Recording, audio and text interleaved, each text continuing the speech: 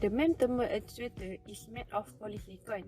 Thermal actuators produce a movement or stroke as thermally sensitive material within them expand and contract due to charging temperature.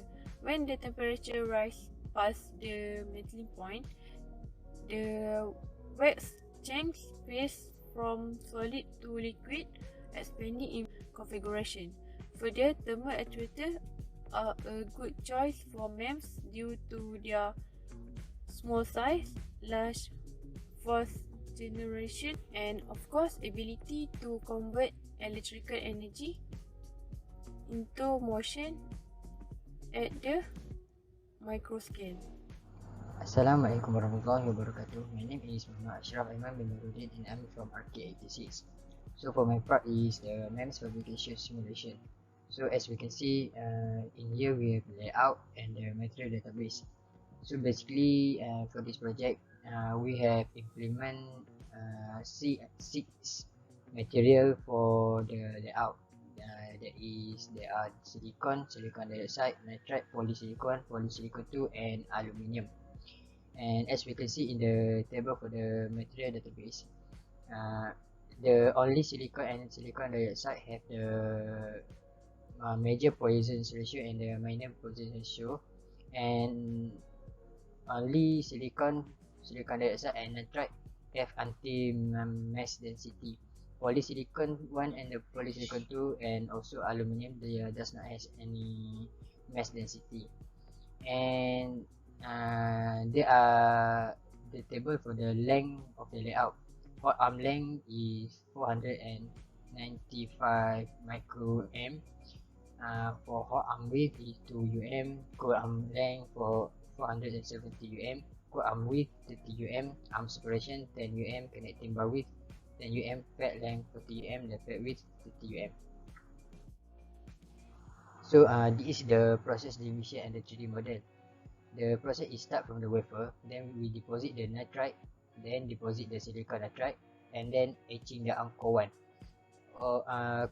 Next is the deposit polysilicon 1, and then etching polysilicon 1.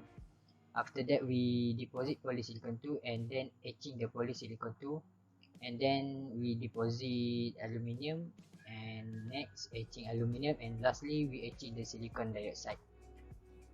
On the bottom left we can see the final 3D model, and the bottom right is the final cross section.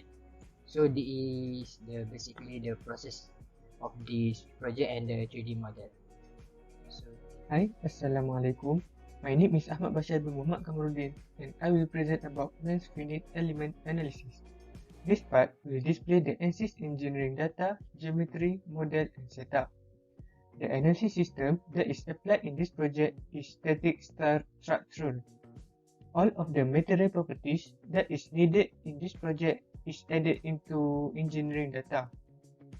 In ANSYS, all the parameters that needed to be changed are inserted into the static structural to analyze the elastic strain, normal stress, and total deformation of the material. So here shows the figure of mesh and input and boundary condition after we finish setting up the parameter.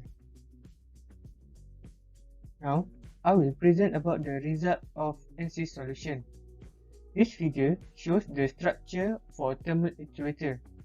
As you can see, on the figure there is a little bending on the structure after we set the thermal condition on it.